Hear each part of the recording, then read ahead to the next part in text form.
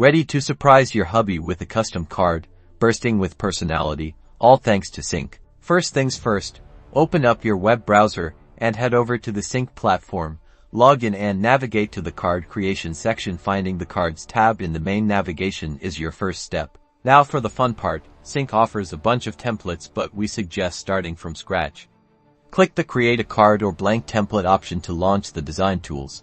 Let's get creative. Think about your husband's interests, a favorite photo, or an inside joke. You'll see a menu with text tools, the option to upload an image, and customize elements. Click the text tool to add a personal message. Type your heartfelt words, adjust the font, and change the color to match your vision. If you are adding an image, select Upload Image.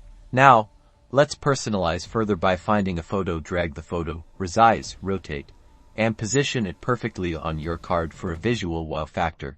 Next, add additional design elements from our selection. You can add stickers, shapes for a fun border, or further customize the card with a message on the back. Finally, once your masterpiece is complete, there is a save button. When the card is ready, click the share button and share over social media your custom-made card. Don't forget to put hashtag card creation and hashtag #CNC design on the post you did it.